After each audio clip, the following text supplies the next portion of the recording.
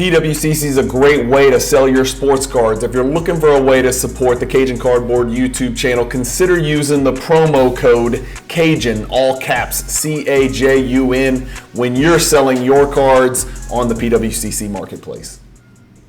Hey guys, Brian with Cajun Cardboard coming at you from the great state of Louisiana with another episode of NBA Past and Present. And it's been too long. We've had an off season here. I've got the great coach Jonathan Pixley joining us today, the Grind Father.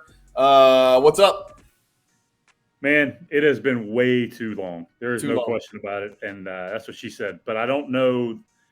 I don't know that there's been, outside of us missing the finals. I think we're hitting it right at the perfect time coming. I guess heading into free agency because this is going to be fun today. It's crazy, dude. The NBA, there's two seasons. There's the actual season and then the off season. It starts with the draft or maybe the week leading up to the draft. It gets kind of exciting, and then getting into free agency, it really you're dictating the immediate and sometimes the long-term future of certain teams. I think some teams have put themselves in a great position with free agency in the summer. And then we're going to talk about some teams that have really gone the wrong. Inexplicable moves that they've made or inexplicable amounts of money that they've thrown at disastrous situations. Yeah, I think the summer also is kind of sneaky underrated for attracting basketball fans that aren't like all into the NBA, but they love hearing about all this stuff. And so it keeps them engaged, I think. It is. Otherwise, we'd have nothing to talk about in the summer. I mean, summer league's tough to watch. It really is Oh, by the way, Coach Stacey Hollowell, a mutual friend of ours, the national champion head coach at Loyola University in New Orleans, where I played basketball. He had since gone to Ole Miss, and now he's got a new job. One of the kids that he won the national championship with at Loyola in New Orleans is playing for the Mavericks, and he plays Saturday in the Summer League. So he made the Mavericks Summer League roster, which is great. Even if he doesn't make the league, which I'm not sure he's there, it's great for his resume. And so he's going to get paid to play money somewhere, which is great because he's a kid from my alumni. His name's Miles Burns. And so keep an eye out for him if you're watching the Mavericks Summer League team on Saturday. You should see Miles Burns get some run, and he's somebody to keep an eye on. Very, very, very bouncy, very bouncy player. The one game I went to watch him play, he had 9 dunks, and he's 6'6". So very bouncy player. Well, that makes him a 5 in that division, doesn't it? Well, come on. We're not going to disparage my alma mater. We're not going to do it. We're not going to do it. But you did it. You did it. I knew you would. You've got a 15 vertical. I guess you can play the 5 in the SEC, probably. Yeah. Well, in the NBA, they got 6'7" centers that can't jump, named Draymond Green. So let's not rule the kid out. Okay. So today's topics, just 2 topics. We're just going to talk through it. Our 3 best and our 3 worst summer transactions, and then we're going to take a glance at the FanDuel futures odds for NBA champions as of right now. This is before James Harden's traded. This is or might not be traded. This is before Damian Lillard is or isn't traded. And there's some other big names that are kind of lingering out there. Towns has been talked about maybe and being moved and somehow in relation to this. Even the Pelicans have been now mentioned in the Dame Lillard sweepstakes and maybe a 3-team deal or something like that. But we're going to talk about just those 2 topics. Let's start by saying, once again, we got our wires crossed. And I don't know, it's definitely on your end because I'm a very good communicator. I communicate for a living. I communicate on this channel. I communicate with my wives and children, and no one has trouble understanding me. But for some reason, when I said the best and worst free agent acquisitions this summer, you decided not to include any free agents who signed back with their team, and you decided to include trades.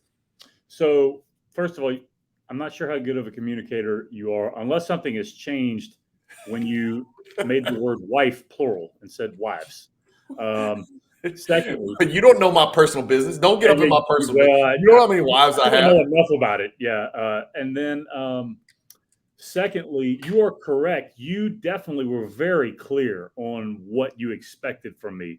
And I very intentionally decided to do my own thing. Disobedience at its finest. And by the way, number 1, eat, sleep, lift, right? Not in that order.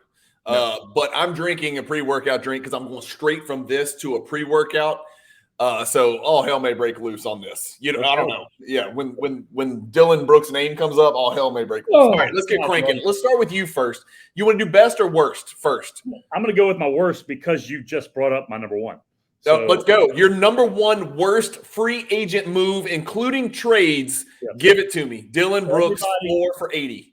Yeah, and everybody listening, my prerequisite was you had to have changed teams. And so that obviously was, trade or whatever. So Dylan Brooks going anywhere in the NBA was awful.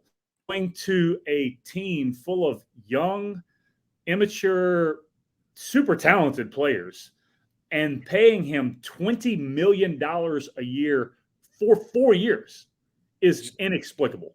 Let me just tell you, it is the perfect storm trifecta.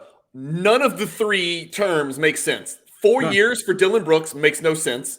$80 million makes really no sense when nobody in their right mind would have paid that dude $80 million. There could not have been another suitor even in the conversation for that. And then the most confusing thing, and I texted you right when I saw this, why in God's name? Why? Where does he fit on the Houston Rockets? Oh. He's not a leader, right? We're going to get to another guy the Rockets signed, I'm guessing. He's not a clubhouse guy. He's not a guy that anybody on the Rockets wants on their team. You can't tell me there's one player on that Rockets roster that wants Dylan Brooks on their team. Yep. Number two. And then he plays the position. I mean, he's a 2. He plays Jalen Green's position. You're leaving a key element out. He's not an NBA player. Well, that's the other one. Well, I mean, look. I've got to try to be as objective as I can. He can guard. The cons so far outweigh the bad. I agree with you. He does not need to be playing in the National Basketball Association. Okay. I agree with you. Okay. What I want to know is who was second. What other potential destinations and packages were out there for Dylan Brooks? That's what I want to know because I'm reading. And again, I think I know more than. Well, I think my eye test is as good as fill in the blanks, Mark Spears, and and all the other analytics guys. And I love those guys, and I listen to them all the time on podcasts. But as far as the eye test goes, those guys all agree with us. They're like the biggest, most shocking thing that happened this summer was 480 and Rockets. None of it makes sense. Zero. And we're on the same page. Dylan Brooks is the worst. And the other part about it is, I mean, when we talk about the Rockets, okay, it's not just young and experienced. It is the most incredible level of immaturity that you can have. The only chance they had. This is a disaster. Oh, it's all going to be a disaster. It's just setting the franchise back. I realized they had a lot of cap space, and everybody's like, well, they had a lot of cap space, so they went Van Vliet and him and this. No, that's not a good reason. Go spend it on somebody else. Spend it on somebody who's going to uplift these guys, who's not going to take their minutes. I assure you, when Dylan Brooks arrives on campus in Houston, he is going to expect to get either the most or the second most shots on that roster. Yes. That's a fact. I was talking to somebody about it the other day, and I was joking initially, and then I think I talked myself into it. I think I could talk myself into signing Udonis Haslem for 4 for $80 ahead of him. Just this is a locker room dude. Yeah. And just because I'm not going to have to play him. So, that's it, right? He's not going to thwart or interfere with the development of what and I know how you feel about the Rockets is different. I truly feel that's the most talented, super young five-some in the entire NBA. Oh, and then I agree. I like the Amen Thompson or Amen Thompson. I really like the look of him. I haven't watched a ton of him, but I like the look of him. I'm not sure how he and Jalen and KJ and Tari Eason kind of fit and who gets the minutes and the shots. We just got to see how good this Amen Thompson guy is, right? He may step in and be the best player on the team. I don't freaking know. Right. But they're set at the 4 with Jabari. They're set at the 5 with Şengün. Yep. They've got their 6-man energy guy off the bench, their athletic, long Draymond Green type Tari Eason. And then they had – again, is KPJ the point? Is KPJ really a shooting guard? I don't know. But if people – and I'm a huge KPJ guy, and I know we worry about his off the court. We worry about his basketball IQ. But if you go look at his analytics, the dude was an absolute monster last year. In a fantasy, he was a fantasy gold. I mean, it was gold. Yeah. So the Rockets take a step back. We're talking too much about Dillon Brooks. He's getting too much time. It's like Isaiah getting. We're not going to spend 10 minutes on freaking Dillon Brooks. Right. Give me your second worst.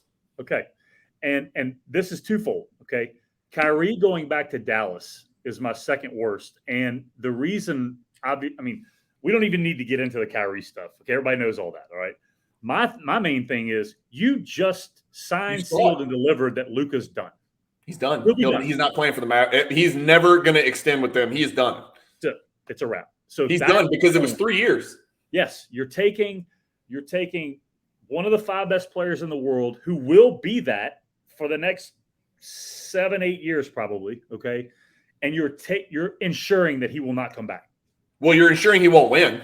Right.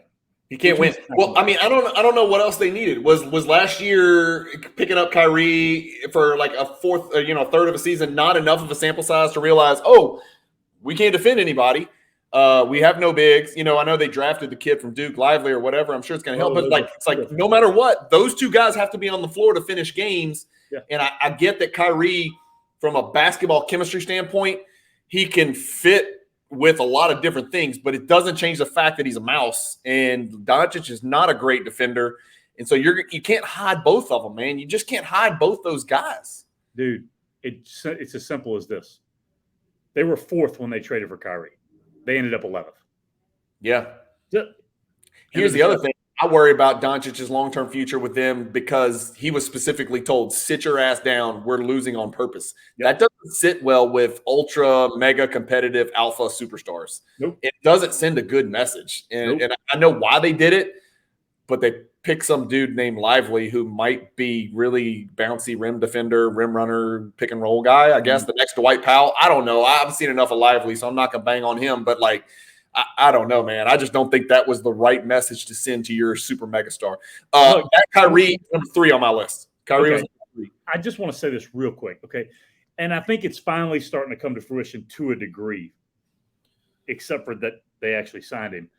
Kyrie and James Harden's shelf life, I think it's up. I think people are finally going, oh, you've been this for this long. This is who you are, which I don't understand why it took so long. But Kyrie's shelf life lasting this long, this dude is a genius to have gotten away with everything he's gotten away with. He's stealing more money than Kendrick Perkins did when he was playing in his career. Number 2 on my list, since you gave me number 2 on yours, let me give you number 2 on mine, and Kyrie was number 3 on mine.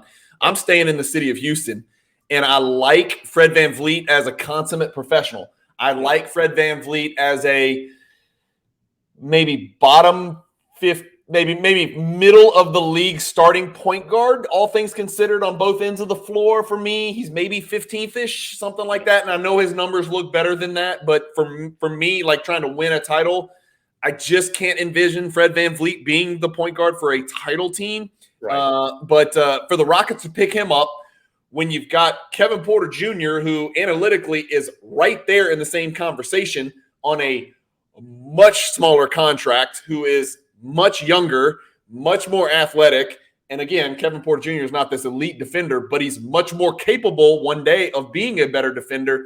None of it makes any sense. It's almost like they just dropped a roadblock in front of their franchise point guard and their franchise shooting guard and muddied up the picture. And I just don't understand it. And they drafted, again, Amen Thompson. I just don't understand it. I like Fred VanVleet. I know they had to use their cap money on somebody. And I know, the list is not long of great free agents this summer, but why not just put the money somewhere else on 1-year deal or 1-year contracts or something, and then wait until next summer and then make your splash, right? You're not going to contend with this crap anyway.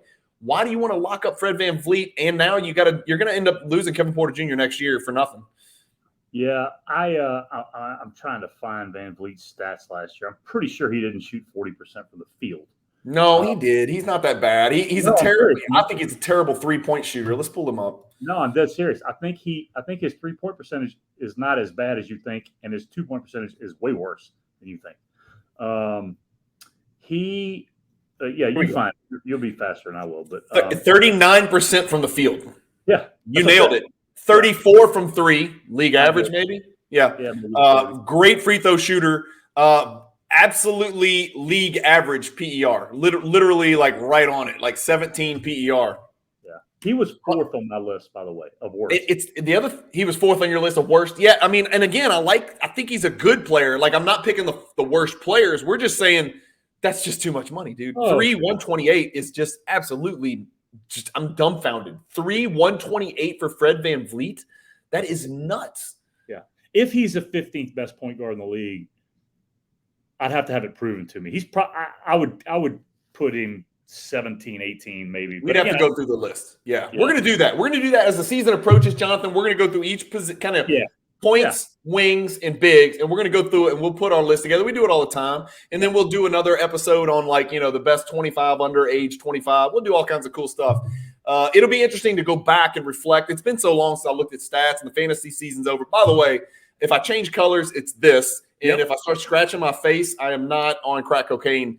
This works. Lit. If I'm not sponsored by them within the next, I love the itch thing. That's why I like the C4 strawberry Starburst flavor.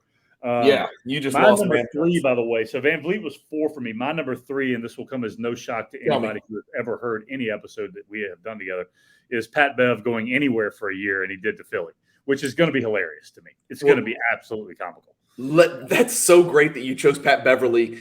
But the real beauty of this is, how much did he sign for? I don't know, but it was a year. You don't know. You know why you don't know? Because I don't. Oh, it wasn't publicized. They didn't tell us, right? I think he was so embarrassed. Let me see if I can find him. I'm going to pull it up over here. I forgot to look because everybody else, they announced years and amount. And then when Woj announced Patrick Beverly, it was magically missing. Like, we didn't see it. I don't know how I'm going to find him on here. He's going to be towards the bottom on price, I'm sure. For 1 year. That's hilarious to me, though, that Philly signed him. Like, are you serious? I'm trying to find him, Jonathan. I don't think you can. Oh, maybe you can sort it by alphabetical if I click. No. I mean, I'm just looking at the free agent tracker. Oh, yeah. I can. Watch this. Let's see if we can find him. This is bad. There he is. 1 year, $3 million.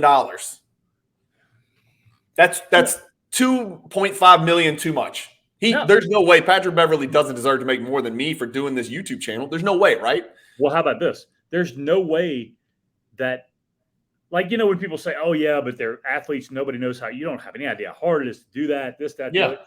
When he signs for $3 million and Dylan Brooks signs for $20 million, like, there are teachers and firemen and all kind of who are like really, really unbelievable at what they do. Yeah. Who deserve more than those guys deserve. I deserve more than them. I'll tell you right now. I'm better at this than they are at that. That's just my opinion. No doubt. He signed for $3 million. I'll be lucky to make $1 million doing this channel this year. Lucky. That might be the pre-workout talking. I don't know. Okay, we've done our 3 worst. I agree. Patrick Beverly. What if it had been 500,000? Still, it would have been 3rd on your list. He's in the NBA, dude. That's my point. That's my point. I have a 5th. I'm just throwing a 5th one out there. Okay. Give me a 5th. Yeah, give it to us. Bonus. Was Marcus Smart going to the Grizzlies? Okay, so see, I that's not a free agent, right? That's a trade. That's a trade. Okay, so tell me about the trade. I just think that Marcus Smart teaming up with Ja Morant is going to be. What's the word I'm looking for? Oil and water, explosive, maybe.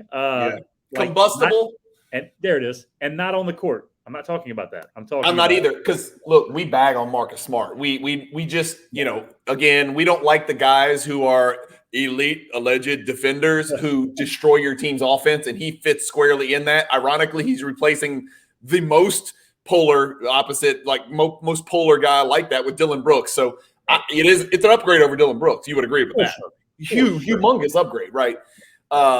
We just don't, Marcus Smart, the one thing you'll never hear me say about Marcus Smart is he doesn't play hard. He doesn't care about winning. He doesn't take basketball like a true professional. He's all those things. Yeah. It's going to be interesting to see if Ja Morant is receptive to the dad talks that Marcus Smart is ready to give to him, because that's why he was brought in. Hey, keep our kid out of jail. Keep our kid off of social media. Keep him in the gym. Make sure he shows up on time. Make sure he does his job. Get rid of the entourage.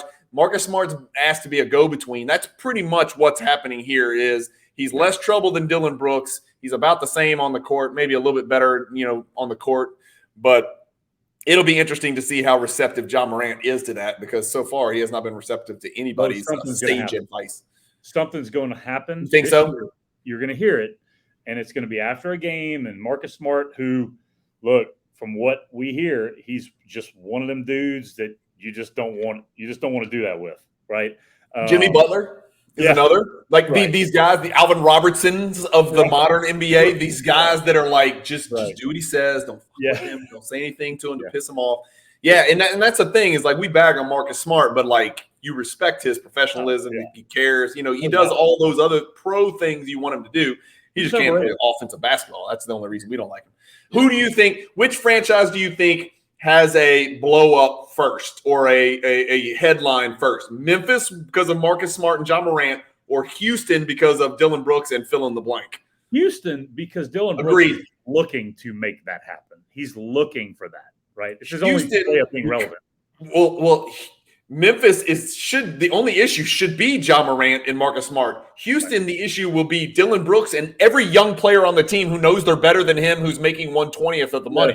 That's why I think Houston is going to make headlines all season long. And it just sucks because I was so excited. They're one of my favorite NBA League Pass teams to watch because I got a couple of guys on my fantasy team, and there's just talent at all 5 positions, and literally – they were almost 7 deep on talent. Yeah. And on crazy young talent. And now you got these 2 goons in the way. They're getting paid $250 million between them. It's just stupid. It's ignorant. Okay, so talk about your best. Okay, your best. Your very, very best. Are we going third best to first best? I think we should. Let's do it that way, yeah. Okay, and keep in mind, mine are all, where people are changing teams. Okay, so it's different than yours. I'm going to have a tie for number 3, and it is Bruce Brown and Tyus Jones. Both of those moves, I think, are going to help. Bruce Brown goes to Indiana. Am I right? And Bruce Brown goes to Indiana. Tyus Jones goes to Washington. And I think that, look, Washington is not a contender in any way, but I think what you're going to see is that Tyus Jones is a starting point guard. For example, I think Tyus Jones is better than Fred VanVleet. I was just about to ask the question. I agree. I don't think it's close. I think Tyus Jones with the same number of minutes is a better player than Fred VanVleet. Yeah. I would bet money this year, if you could bet this on FanDuel, Tyus Jones numbers across the board versus Fred VanVleet, I'm taking Tyus Jones. I, again, would do that. And I don't think it's close because I think he'll shoot a higher percentage, first of all, obviously. Well, obviously. But I could see him being dude, in Washington, he could be an 18 and 9 guy, 10 guy. Yeah, he could very well. Agreed. So yeah, and Fred VanVleet, I don't think can be that on a bad team. I love that. Yeah. Obviously those are not on my list because those were trades. Oh, well, the Bruce Brown was a free agent. Bruce Brown was a free agent. The only reason I think that's a great pickup for Indiana. The only reason I didn't put him on there is I think he was 20 plus, which is a lot. Plus, I like these others better. But I would definitely, if I had to choose between good or bad, he fits in the good. And I would never have said that a year ago because he was just this, I didn't think he could shoot the ball the way he did. I didn't think he could do as much off the dribble like he proved he can do. Yeah. And the dude's a dog on defense. Like he's just a slap the floor, pain in your ass. And I would love to have gotten Bruce Brown. He'd be a perfect fit for the Bucks. For my Bucks, he would have been a perfect fit. Okay, I cheated. I've got 4. So I'm going to give you 4 first. And this may surprise some people because you and I are on the same page with this guy, and we know he's in the twilight of his career. You know where I'm going with this.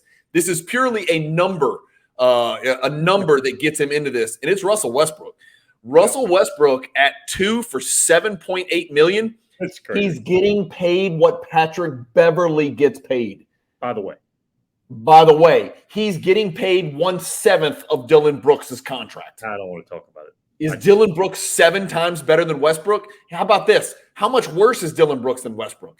Westbrook signed a 2-year, $7.8 deal with the Clippers. He wanted to stay there. He had a great audition for him last year. And anybody who's watching, who's screaming at the screen, hey, you're an idiot. You don't know. He's terrible. Did you watch him with the Lakers? I did. But go look at his stats with the Clippers. They're very different. His shooting percentages are up. His free throw percentage is up. His turnovers are down. His assists are up. He was fantastic with the Clippers. And I think he is going to be okay with that 6-man, super scorer off the bench where give me the ball and let me do my thing. He can do that against second unit still. I don't think he can be the alpha, obviously, on the Clippers or any other NBA team anymore. But like for $3.5 million as your point guard of a second unit, that's a preposterous win. Man, he absolutely. I mean, think about this. You said it with the Clippers. And I'm going to go so far as to say, go look at him with the Lakers. And yeah, you want to bash him. And there were moments that he looked absolutely awful. I got it. Okay. But his numbers with the Lakers, first of all, weren't bad if you take into account a normal player. All right. And secondly, the bastard showed up every day to play. Hey, how about this? His PER is the same as Fred VanVleet, who just signed for $42 million a year. Thank you. Okay. But he shows up to play every game. Always. Everything we said about Marcus Smart, applies to him, except more so. More so. This was his season last year, Jonathan. I got him here. I got him shared on basketballreference.com. 16, 6, and 7 on 43%. By the way, that's 4% higher than Fred VanVleet. 31% threes. He's a horrific shooter, and he's 2 percentage points below VanVleet, or 3. And he shot a terrible free throw percentage, but his effective field goal percentage was 48, and his PER was right there. It's like 16. So it's a little bit above league average. He's a little bit above a league average player, all things considered, and he's making $3.5 million, and he's a first ballot Hall of Famer, and he's going to sell tickets. It matters. I bet. How about this? I'll throw this at you. If you put him with the Rockets today, now granted, it's a crazy town over there. I got it. Yeah. You put him with the Rockets today, could he still average a triple-double? If he just said, that's what I'm here to do. No, I'm not going to go that far. You don't think so? No, not even after drinking all this lit pre-workout drink. No? Okay. No, I'm not going to go that far. It's just great, and so he's on my list. Number 3 on my list. Let me go ahead and give you number 3 too. As far as a good signing, and it's another one of these bargain basement deals, and it is Seth Curry, the other Curry. The guy with the greatest career 3-point field goal percentage, right? The Seth Curry, 2 for $4.6 million. 2 years, 4.6 to go back to the Mavericks.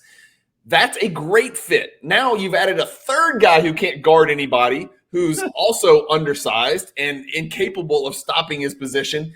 I don't know. I mean, that's the Mavericks. But again, I'm not saying he moves the needle at all, because they still are going to be paper thin and not defend anybody. But 4.6 is ridiculous for a guy who's a knockdown like that. Again, I go back to the Bucks. My God, could you imagine him on the Bucks as a kind of a combo guard off the bench, surrounded by all that length, who can defend and kind of cover up his warts? Nobody's going to cover up his warts in Dallas, but the dude can shoot the piss out of it, man. How about this? He's going to make 1/10 per year of what Dillon Brooks will make. I know we keep doing this, but I have a question for you. If you put them both in a gym together, okay, and you said, all right, Seth, we're going to put you at top of the key. Dillon, we're putting you at top of the key, behind the three-point line. Seth, we're going to have somebody run straight through you and tackle you every time you release the ball. Dillon, you're all by yourself. Who makes more out of 10? I don't think Dillon Brooks makes 1 out of 10. I think Seth Curry, he wins probably 4-1. I don't think Dillon Brooks makes 1 out of 10. I think it's a rhetorical question, is what they call that. Seth splits last year, 46%, 40%, and 93%. Not that he ever shoots free throws, because he doesn't really do a lot off the dribble, but he can handle it a little bit, and he's old. He's 32. He's going to be 33 when the season starts, so he's old. And I'm not choosing him because I think he moves the needle the third most of everybody, and it's a free agent. I just think $4.6 million is like, you don't even feel that on your books anymore, and you've added one of the most elite shooters in the gym, and he's become a catch and shoot, so he's not like creating off the dribble. But that was my number 3 and 4 is Curry and Westbrook, 2 polar opposite types of players, but both bargain basement steals. Yeah, give me your number 2. I went Bradley Beal, and I know there are a lot of haters on the whole Beal movement, but I look at it and go, people are like, okay, what's the fit, this, that, the other. You and I have kind of gone back and forth, too, about, well, who's going to play the point? And I'm like, well, Devin Booker will be the point guard, and really it's him and Durant handling the ball anyhow, so what does it matter? I am of the belief that the point guard position is really a kind of a moot point now when we talk about what point guards used to be. It's really just who's the best player who's going to have the ball in their hands. I mean, Jimmy Butler's not a point guard, but he's the guy who handles the ball the most. They went to the finals, right? Jokic is not a freaking point guard, but he's the guy who handles the ball the most. Jamal Murray's not your traditional point guard for sure. Right? So I just think that now you did look, Jamal Murray is more Booker than he is Rajon Rondo, right? For sure. For sure. He is a point guard, but he's more Booker than Rondo. He's more Booker than John Stockton. He's more Booker than Isaiah Thomas. Yeah. You brought up a great point the other day, though, and you're like, yeah, I'd like to see how Durant and Booker feel after playing 82 games like that. And I'm like, no, that's a good point. And really, I think that just comes down to who's their backup point guard going to be. But, yeah, I mean, I just don't think – I think Beal being there, you have a third – is he an elite scorer still? I don't know, but he's close enough, right? Is he the best third scorer on any team in the NBA? For sure. And he's the best third scoring option on any team in the league, unless I'm forgetting somebody. Am I forgetting something? I don't think you are. And I think the other part is that he's going to get to do a lot more of what he's actually elite at, and that's catch and shoot, which he has not been able to do a lot of. Dude, he was doing too much in Washington. He was being asked to do too much, and that's why he's kind of fallen off a little bit. I think the usage and the tread on the tire was starting to wear thin. Yeah. He's got lots of help. Being a third option means his looks are going to be – anybody that plays with Durant's going to have clean looks. Yeah. If you're the third option behind Durant and Booker, I mean, really his percentages should shoot way through the roof. Yeah. I just worry – I get it, and you're thinking about fourth quarters, and you're thinking about just put the ball in the hands of whichever of those three guys is the hottest, probably Durant or Booker, and then Beal, in the corner, ready to do stuff off the catch with players closing out. But, and again, the pre-workout is kicking in. I just want to be clear. If I start speaking another language or, my teeth change colors or something, I'm drinking a lot of this really fast. Yeah. I just think 82 games, I know they're going to get to the playoffs whether they all play 50 games each, but like 82 games takes a toll on a player's body. There's a difference between running pick and roll as the primary ball handler in the half court and receiving the ball in bounds with one of these nasty-ass dogs like Bruce Brown putting his hand on your hip and riding your ass up the court. And the way that I learned that is when I started playing point guard at the NAIA level at the aforementioned Loyola University in New Orleans. That shit wears on you, dude. And even if it's a little dude, those little dudes get up under you, and you just got to turn your ass and just back. You got to back it all the way up the court like Magic used to do. That just wears on you, man. And I don't know. We'll see how it goes. Right now, Cameron Payne is the only other option at the point position. Maybe they address this somehow through trades or free agency. Again, they're going to have the trade deadline, February. They'll be able to maybe figure something out. I guess they can play it by ear and see how it works. And we'll see how it works on the court. But and again, I'm not saying I would rather have old, brittle Chris Paul than still sort of prime, tail end of prime Beal. I would still take the Beal, but they have got to address that point guard position. They got to do something to put somebody there. But, I mean, the problem with addressing it is it needs to be another shooter because you're going to, what I'm saying, that person's going to be open is my point. A lot. Yeah. I'm thinking of, and this may be too good, but I'm thinking of a Brogdon, or like a Tyus Jones or a Trey Jones, or just a guy that can shoot enough to where you got to respect them, and they can shoot at pretty good percentages, mid 30%, 36, 30, 35, 36%. But they just can take some of that ball handling load off of them. And I don't think they have it. Cameron Payne can't shoot, can he? I mean, really? It's disgusting. I mean, his shot is just literally disgusting. But the problem you're going to have is guarding that position. That, to me, is the more – Cameron Payne shot 37% from three. Like this. Would you – no, like this. Yeah. Would you ever – I've never seen a person turn more sideways than him. And I'm including Michael Redd in that conversation, who could also shoot the hell out of it. Yeah. I did not realize Cameron Payne, 41% from the field, 37% from three. Wow. That's weird. I don't even know how it goes in. Anyhow. I would never have guessed that in my entire life. That's really weird. Anyway. I think their primary issue at the point is going to be guarding the position, right? Yeah. Well, their issue is going to be depth. They don't have it. If you go look at their roster, it falls off a cliff after four players. And so that was, and that was the deal that they made when they did the Durant deal. They shipped out, Bridges, and they shipped out Cam Johnson. And then, so we'll see how that goes. All right, enough on that. My number 2, Gabe Vincent. Again, absurd that he makes half as much as Dylan Brooks. Not one GM in the league, not one player in the league would take Dylan Brooks over Gabe Vincent, as far as I know, other than whoever the GM is now for the Rockets. And Gabe Vincent was 3 years, $11 million a year, 3 for 33. That is crazy cheap. He just came off. You saw what he did with the Heat. indispensable, a crucial part of the Heat's run to the finals. By all accounts, everything I've heard is he's awesome off the court as well. Never an issue. He clearly ain't chasing the money because he took significantly less to have a chance to go do this thing with the Lakers. I think that's a massive pickup. Going back to your Suns, could you imagine if the Suns had Gabe Vincent as their point? Now you're talking about that. Now you're talking about my pick to win the NBA title. Like I would change literally the difference between Cameron Payne and Gabe Vincent. I would pick the Suns to win the NBA title if Gabe Vincent was their point guard at $11 million a year for 3 years. Yeah, I love that on the Lakers.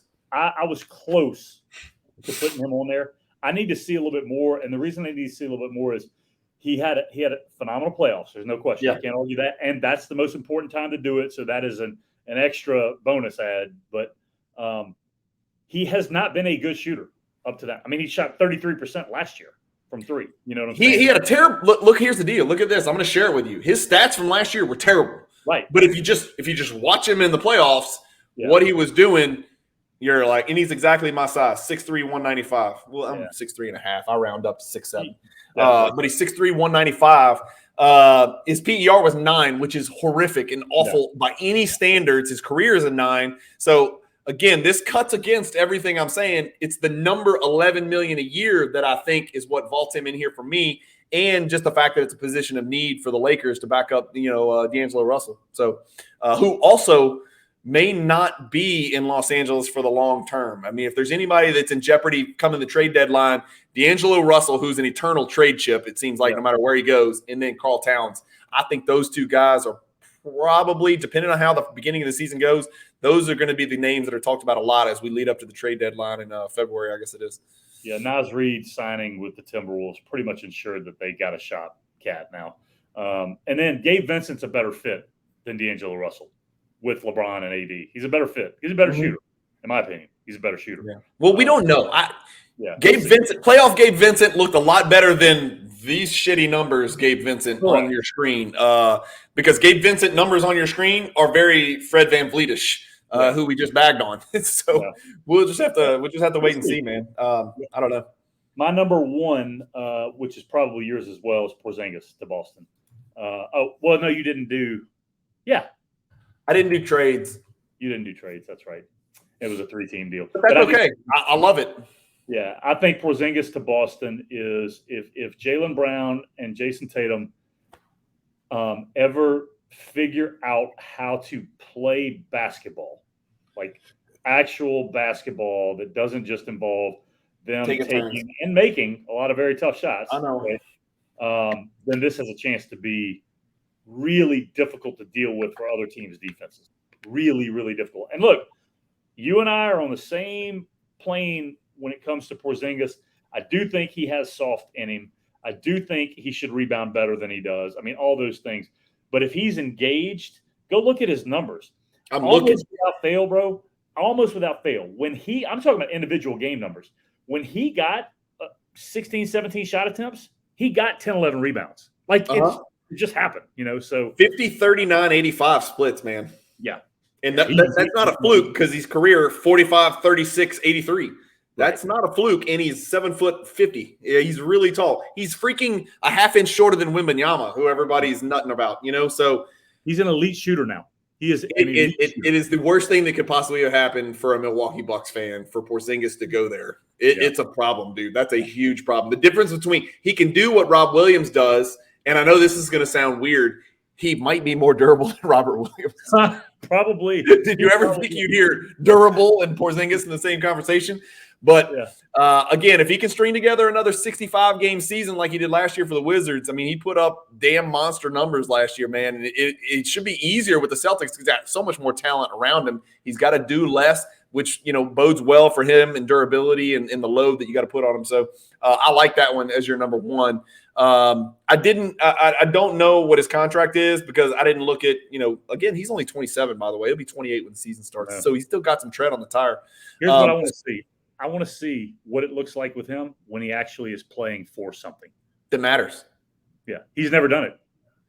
Even with Dallas, it wasn't that. Yeah, he was close, but you're right. Nobody would have said, we expect you to win the West, right? And so there are people out there that are, well, FanDuel for one, who are going to expect the Celtics to win the East now. They're expected. Assuming Damian Lillard doesn't end up in Miami, all hell breaks loose. If that happens, we'll revisit this issue. But 23 PER, great defensive player, blocks the shit out of it, and can stretch the floor probably as good as any other 7-footer in the league. Not named Brook Lopez. Okay, my number one is remember, I was just free agent signing, so I was not trades, but I love obviously the Porzingis is moving the needle probably as much as anything. Austin Reeves, because of the number. Again, I know I'm getting super excited about playoff people like Gabe Vincent and how he looked in the playoffs. Austin Reeves, how he looked in the playoffs. Let me pull him up. He is a little different breed because he's 6'5", 206, but I swear he seems bigger, Jonathan. He seems bigger than that. He can hide on defense. He's not as bad a defender. He's a better team defender than you think. I'm not saying he's a lockdown, but he's a better team defender than you think. He rebounds okay. And again, you're looking at his rebounds, you're like 3 a game, but for 6'5", 3 a game, and he was playing limited minutes for a lot of that season. Only towards the end did he really become a fixture.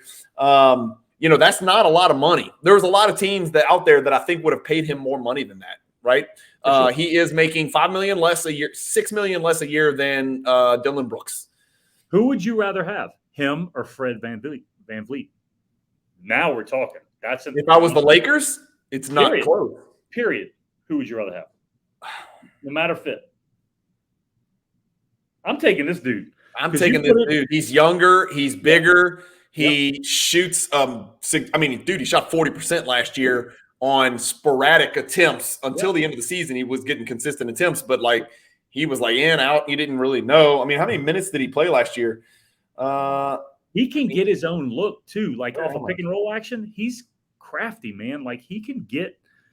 He creates separation. He's a good mid-range shooter. I think he's a really good player. I really do. Where the hell is my stats last year? Why is it? Oh, here we go. Dude, he only played 20. He played 28 minutes a game. And so he's not getting the shots up. It's 7 shots a game, 7.7 shots a game. You get him up to 11 shots a game, and he keeps those splits, which is, I think he's damn near 50-40. Dude, he was 53-40-86. I know. You're talking about elite splits. 13 points on 7 shots. I'm telling you, get him up to 11 shots a game because the shots, he doesn't take stupid stuff. He doesn't take bad shots. He can do a lot more with the ball in his hands, pick and roll, and even some ISO stuff, a lot more than I thought he could. He really opened my eyes. I know it's a big joke. He looks like the guy from Wedding Crashers and all that. He's a little nerdy looking white dude. Dude can freaking play, man. And I think his teammates know that now. And I think the whole world knows that now. Hillbilly Kobe. I did not know that was his nickname. And by the way, he cares a lot. He definitely cares a lot. Yeah. Well, first he cared about getting a bag. He got it. And so now he can actually care about basketball. First he was caring about his livelihood, but that is taken care of. $56 million by anybody's standards is a lot of money. So no doubt. He's good to go. That was my number one. Okay, so let me ask you a couple questions to tie all this together. What free agent move? Let me pull these up, and I've got it sorted by who got paid the most. You ready? Here you go. VanVleet, obviously, at the top of the list. Which one of just these free agent moves, which one of the free agent moves moves the needle the most as far as pushing a team into potential NBA title contention? Let's go one at a time, and you tell me yes or no if it's even relevant. Fred VanVleet. No. Kyrie Irving. No. Middleton. Are we assuming health? Well, here's the deal. Let's assume he's healthy. My son Cam, Cajun Jr. said, are you happy about Middleton at that price tag?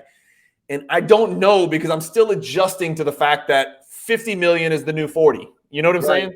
Right. And so $34 million, 4 years ago, it would have been like, holy shit, that's a lot of money. But now, every time you see somebody like Middleton sign, it's going to be more. It's going to be more than $34 million. It's weird to kind of get there. We're not there yet, but we're going to get there. Like Lillard's making 60 for God's sakes. I don't have a problem with the number. I'm just, is he healthy? Right. That's my deal. Okay. If you assume health, I think that's in the discussion. Okay. So we'll say it matters, but it doesn't push them over the top. Like the question is, where could you have spent $34 million that would have been better than just re-signing Middleton for 3 years? I don't know. We'll keep going. Jeremy Grant. No. I like Jeremy Grant as a player, but that's a big overpay. Way too much. That right there, I don't know. Like, I'm friends with a lot of Blazers guys, and so they're like, I don't know if they thought that they signed Grant to make Dame Lillard happy, or they signed Grant to that number, didn't tell Dame, and then Dame's like, what the hell are you doing? We needed all that money to go get me a real second fiddle. You know what I mean? Dealing with, Skylar, and we've talked about this, that was the assumption, because we had just got done with a workout, and it popped up on our phones that Grant had signed for that. And we were excited about it because we assumed, as did his agent, that was a move to make Dame happy. That's what I thought too. Right. And obviously that was not the case. So, that's a lot, because we were like, God dang, they're paying him that much. Dame had to have had a say in that for sure. And I'm just thinking of it this way, and I get he's a good defender, and he's a good three-point shooter, and he's a good rebounder, and he's a good energy guy. But like on a championship team, like if you put Jeremy Grant on the Nuggets, he's better or worse than Aaron Gordon? He's probably better. I mean, he's probably a little better. I mean, offensively, he's probably a little better, but I don't know about defensively. That's a great question, actually, because does Aaron Gordon average 20 on the Blazers? Oh, yeah. You think? Are you kidding me? Yes, easily. Okay. Who else is going to score? I mean, nobody's ever healthy. I'm talking about with Dame and Simons there. You know what I'm saying? Like, that's all, because Grant averaged 20-something. It's hard to say. What about let's talk about the Celtics. Let's talk about the Heat. He's not better than Bam or Butler. He's not better than Jalen or Tatum or Porzingis. So you just paid the third, maybe fourth best player on a good team $32 million a year. And by the way, it's a 5-year deal. So the Blazers are stuck with that for 5 years. So they either are really understand the salary cap and think that $32 million a year is okay, like it's the old 20. I don't know, man. It's a lot of money tied up for a long time for a player who's not the guy you're going to give the ball to in the fourth quarter. Exactly. Under any circumstances. Exactly. Okay. Yeah, I'm with you. I don't like it. Yeah, I don't like it. Cameron Johnson is getting $27 million to simply catch and shoot, and only that. I just don't. Why do they keep? It was like when Phoenix. I like Cameron Johnson. I do too. Like but you're making a big deal out of trading him and whoever else went for Durant, and I'm Bridges, like really? I mean, what are you talking about? I know. Kyle Kuzma at 25. I feel way better about than Cam Johnson at 27, don't you? Yeah, for sure. Yeah. Kuzma proved it. Kuzma put up real numbers last year in Washington. Like, he put up some real ass numbers last year. Draymond Green at $25 million for 4 years. That is a lifetime achievement award type contract that we've seen players in the past get. They are definitely going to regret that in a year, 2 years, a month. That they're really going to regret that. I do not like that. I go 1 year. But I'm also at the same time, I can't stand that contract, but I'm also at the same time, I'm done until I see something. I'm done with Moses Moody and Kuminga. Like I understand. Completely done. I understand, they haven't got a chance to play much. Why? Because they're not capable. I'm not even talking about Kuminga. I'm not even saying the K word. Keep going. Brooke, I'm with you on both those dudes. If they don't package them with this little window that Steph has left, they're going to regret that, and the window is going to slam closed. Yep. Brooke Lopez, $24 million. It's about what we expected. I like that it's only 2 years and not 3 or 4 because I don't see this dude being upright in 4 years. Bruce Brown, we talked about him. It doesn't really move the needle because I still don't consider – you don't consider there's no scenario where you could possibly imagine the Pacers contending in the East right now. No way. Yeah. And it's a 2-year deal. So I don't think that there's any way in 2 years the Pacers can contend for the East. But I do like him at that price tag. Sure. Yeah, you would rather Bruce Brown on your team than Draymond Green, right? For sure. Yes, for sure. Jakob Poeltl doesn't matter because Toronto is in purgatory, NBA purgatory forever. I feel like unless something, some weird, 4-leaf clover in your ass situation like Kawhi Leonard comes up where some random weirdo actually wants to go up there and play and win a title, and it worked out, and I'm really happy for my Raptors friends, but I don't see them getting out of there. I worry about Barnes. He's on my fantasy team, my dynasty fantasy team. I love the kid. I just worry last year he kind of regressed a little bit, but a lot of it's just we don't really know what's going on with that roster. We talked about this idiot. Sorry, that was rude. D'Angelo Russell, again, they re-signed who they needed to sign. I like the number. I think 18.5 is a pretty good number for Russell, considering they paid Hachimura 17. I think Russell's again. I like that Hachimura, proved himself and got his bag, but D'Angelo Russell's a lot better player than Hachimura, in my opinion. I don't know, man. I don't know. We'll see. He's a lot more proven. He's a lot more proven, for sure. I think you're thinking of the old D'Angelo Russell that was a terrible shooter from the field. D'Angelo Russell is a good player. Let's pull him up. I think he's solid. I think he's a good pro. 40% from three, dude. That's true. I guess I just watch the playoffs too and look at it, and but then again, I'm saying the same thing about Gabe Vincent in the opposite direction.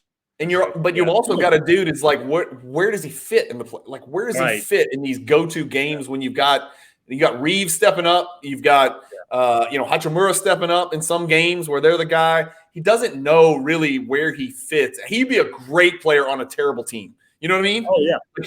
Like if he was in Washington or something like that instead of Tyus Jones, he would put up crazy numbers because I know he can do it. But dude, his splits are pretty damn good last year. 47, 40, and 83 is he's better than Fred VanVleet. We keep going back to these barometers, he is a terrible defender. Yeah, terrible defender. So I don't think he's real concerned about it. He is not. No. So, let's get back to it. All right, we're getting down the list here. Strus, Herb Jones, Austin Reeves. Herb Jones or Austin Reeves, you can have one of them on your team for the exact same salary for the exact same 4 years. Who you want? Herb Jones, for sure. You want Herb Jones over Austin Reeves? You take defense over offense. You're truly a high school basketball coach. No. Because I think Herb Jones has upside. Offensively, he's turned into a much better corner catch and shoot guy. And then the other thing was, I think if you ever watched him play in college, I mean, he was a freaking point guard in college, dude, at Alabama. He's not a point guard anymore. You see offensive upside in Herb Jones? I see offensive upside in Herb Jones. Yeah, for sure. I'm not saying he's going to be as good an offensive player as Austin Reeves, but I think he is going to be better than he is, more serviceable. I could see him. What were his numbers last year? What did Herb Jones average last year? I don't know, but I might not ever invite you back on this channel for saying that. I think he averaged 17 or 18 a game last year. Oh, that's D'Angelo Russell. I was about to say that would be. I was about to say you may want to check that. Yeah. So Herb Jones averaged 10 last year. Okay, I could see him topping out. Okay, now at 11, topping out. All right, at a 14 or 15 point a game guy. Okay, here's the deal. Let's make a bet. Game changer on defense. Let's make a bet. Yeah, you can have my house if he averages 15 a game at any point in his NBA career. My house, it's yours. And I'll pay the mortgage off and you can have it. You're nuts. Herb Jones is definitely never averaging. He'll never be in a position to be allowed to take enough shots to average 15 a year. There's a caveat here, though. You have to understand, and I need you to edit this whenever you make it public. I'm trying to become his trainer, so there's a chance I might be his guy. I should be quiet. If I walk in the gym, he's gonna hate my ass. Well, oh God, I feel bad. We might need to edit this out. We're gonna have to edit this. Hey, look, here's the deal. I've always said transparency on this channel. So if I'm missing teeth the next time you see me, it's because Jonathan's client, Herb Jones, has put his fist in my teeth. I haven't spoken to him yet, but there's a meeting being arranged. So. Okay, fine. Make sure you don't tell him you know me, right? Just make sure you don't. And by the way, my house is, I live in Louisiana. My house is on wheels, so it's not that big a deal. I can bet it all the time, right? Right now it's on cinder blocks, but you know what I mean. You can put it on wheels and pitch it to your car. I don't see that happening. We just disagree on that. All right, let's talk about one last thing before we kill it. We're at 53 minutes. Let's talk 5 minutes about this. If you had to put your money somewhere, Jonathan, on right now, we don't know where Lillard's going to end up. We don't know where Harden's going to end up. I don't think Harden coming or going would affect our talk about this. Lillard might. If Lillard goes to the Heat, and let's say they only have to give up Tyler Hero and a bunch of trash, okay? Let's just say somehow that happens, and the Heat only give up Hero, nothing else. And they've lost Gabe Vincent, remember. They've lost Strus, right, to the Cavs, I think. If they only give up Hero and they plug in Damian Lillard, now you got the big three with Lillard, Butler, and Adebayo. Are they your favorites in the East? Yeah. You know why? Because every single freaking year we try to figure out a way to not let the trap you. be relevant, and I'm not doing it this year. Yeah. You're not falling for it. You add Damian Lillard to Butler and Adebayo? Yeah. To these. Yeah. I tried to trap you into that. Look, I'm going to fall for it again. There's no chance. The Heat cannot make it to the finals again. This shit has to stop, Jonathan. Don't do it. The Celtics are too loaded. The Bucks are going to be on a revenge tour. It's not going to happen. Even if the Sixers do deal Harden, they're going to get something back. And when they do, I really like Tyrese Maxey. I really, really like Tyrese Maxey. I think he's got a ton of upside that we haven't seen yet. I think he's a fantastic player and a legit second fiddle with Embiid. Yeah. And then depending on who they get back, if you can slide Tobias Harris kind of more out of the picture into the fourth or fifth best player on that team, and you plug in a legit third, like maybe a Herb Jones, you plug in a legit third, then the Sixers are in the conversation as well. I do like the star power down there, but Tyrese Maxey is not the second best player on a title contender. He's a really good player. He needs to take us. Yeah, not yet, but we don't know what. I mean, we saw what De'Aaron Fox did from one season to another. Tyrese Maxey's got that big step in him to an All NBA type player. I think he does. Okay, all right. I'm not saying it's going to happen, but I'm saying I think he's got it in him. He's built like a damn tank, and I think he's got more offensive ability in him if given the opportunity. We got to get Harden out of the way. You'll never see what Tyrese Maxey can be until Harden is eliminated from this conversation. Did you just say – I know I said Herb Jones would average 14 or 15 at some point in his career. Did you just follow all that up with that Tyrese Maxey is built like a tank? Is that what you said? He's a damn monster. Have you seen him? He's a damn monster. Tyrese Maxey. Are we doing this? Are we doing this right now? Skinny little dude who runs around. Skinny little dude. These numbers are off. He's not 6'2", 200. These numbers are off. He's 6'2", 185. Exactly. Yeah, you're right. They're off. Crazy. I'm going to say Tyrese Maxey, 6'3", 215. Oh, my God. He's a little tank. You're crazy. Oh, my God. Okay. Oh, he's got a good nickname, Mad Maxey. That's good. I like real that. Good. I like that one, yeah.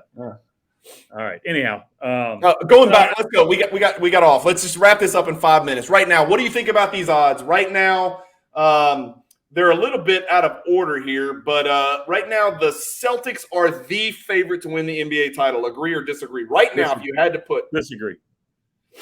Okay. Who do you have? The Nuggets? The Nuggets. Okay, so the Nuggets are right there. They're almost the same. The next in line would be the Bucks. That's probably who I would say next because I'm praying for Middleton's health. I am. Over the Suns? Healthy Middleton, 70 games. You would still take the Bucks over the Suns? I would take them over the Suns, yeah. Because I think that gives Giannis enough at that point. And hopefully Drew Holiday's brain comes back intact because he did some really questionable stuff last year in the playoffs, man. Shot selection-wise and what. He sunk them. Yeah. He sunk them. Horrific decision-making. Horrific. Yeah, it was bad. If you're looking at this right now, I don't think we need to go past the Mavericks because all of us agree they have no chance, and really neither do the Clippers do not. Sixers, Lakers. Who do you like? What number do you like? If you were going to throw $100 on somebody in the futures, and we should agree to do this, we should each put 100 on somebody and then just kind of track it through the year and make fun of each other for how bad we are at gambling. But who would you throw your 100 on with odds and with the odds included? Which bet do you like the most, Jonathan? Here, in order to win. Well, it'd be the Warriors or the Lakers. I'm trying to figure out who would be. I'd probably take Golden State. I mean, that's the best number just to win the most. I would probably take the Lakers. Yeah, it's a toss-up, honestly. Toss-up for me between the two. They always seem to find a way. Like at the trade deadline, last year we saw what they did. At the trade deadline this year, if they move D'Angelo Russell, who we've just decided I like, but if they move D'Angelo Russell for a real nasty dog, a both sides, plays both way kind of person.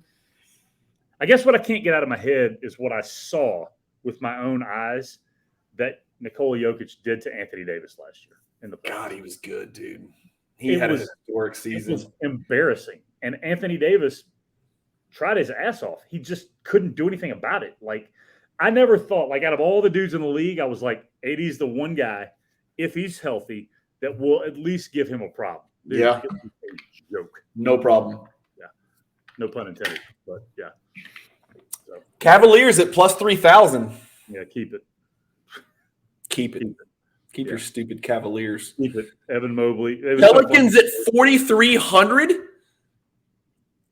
Now, here's the deal. Listen to me now. Stay with me here.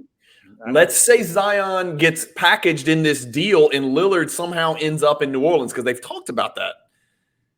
Lillard, Ingram. Herb Jones is the 2 option, though, only. Jones is the second fiddle. Yeah. They've still got JV. I'm trying to think of who are we forgetting. CJ McCollum's at the 2. Yep. Now you have a true point guard. CJ can really play the 3. Ingram can play. CJ can really play the 2. Ingram can play the 3. Herb Jones is your undersized 4 and your energy guy. And then you got JV for one more year, one last hurrah with Valanciunas maybe at the 5. They've gotten rid of Jackson Hayes, who's like a newborn baby deer whose head had been cut off.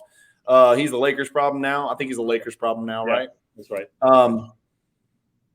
Trey Murphy is coming around. Dude can play. That's an interesting. That's a lot. Package though. He'd have to be in that package. He would have to be in the package. You're right. He would have to be in the package. Who would you rather have on your roster right now, Trey Murphy or Jeremy Grant? Probably Trey Murphy based on upside. Honestly, because you know what Jeremy Grant is. Like Jeremy Grant's probably a better overall player today, but yeah, if you got now they've got Jeremy Grant for 5 years. Over the next 5 years from now, I'm positive I would rather have Trey Murphy on my team. Yes, that much I am certain of. It's year 2, 3, 4 where it's like I don't know, maybe but I know Trey Murphy's price tag is probably better. That's it. Anything else? What else do we need to chat about? Anything? We hadn't talked in forever. I think we need to set up what our next topic is because, all 6 of our viewers have been scrambling, waiting for us. Well, it just dropped to 5 because you're so boring. We got 5 now. You're so damn boring. Everybody's leaving. What we need to do is I'm just too dumb. We need to figure out how to live stream this. The problem with it is we usually do these during the day. But if I could figure out live stream, which I'm capable, I'm going to figure it out at some point. Then people can comment in the comments below with questions or thoughts. That is right up our alley because, they may come in with peak Bird versus peak LeBron or, Wilt versus Bill Russell or, Pistons versus Warriors. There's a million different directions. And we can let some of the crazies that watch my channel, put their biased comments below, and then we can kind of chat about those and then make enemies and lose friends. That's what we have to do one day. But the problem is we need to probably do that in the evening hours, which are very busy and valuable because we have wives because we each have one. So 2 wives and children because we each have a child. Hey, by the way, I'm a month away from being an empty nester. So, it's freaking awesome. You are. That's impressive. I'm probably 9 years away from that. So just one more decade. Wembanyama will be a fixture in the NBA or the Chinese league by then. And by the way, congrats to Coach Pixley. His youngest daughter is going to play volleyball for Mississippi College, which is a great school, real close by. So you're going to get to go to all of her games. You got a helicopter, so you'll just take the chopper, jump in, go over there, go catch her volleyball games, and then come back. So congrats to you. Now we both have daughters that are playing college athletics, which is awesome. Pretty cool. Fun. And anyway, so congrats on that. That's exciting, and it'll be fun to watch her career. Yeah, it's funny. Well, what's really funny is we'll let a little background in here. We didn't know this little one was ever even going to play volleyball because she was not interested, despite the fact that you come from a basketball and volleyball family with a wife who's a volleyball lifer who played in college, who coached all her life. Coaches elite AAU volleyball. And this little one, when I say little, the girl was really small, right? We were worried about her. And she did not want to play volleyball like her big sister. And now she did. And now she's playing in college. So that's an awesome story, man. It's just really exciting. Really crazy how she's turned the corner. It's great. So anyway, that's it, guys. That's a wrap. Thank you guys for watching. Keep collecting. Comment below. Let us know what our next topic should be if you're one of the 5 people still listening. 4 people still listening. Sorry. Comment below. Let us know what you want us to talk about next on NBA past and present. Keep collecting. Stay positive in the hobby. And peace.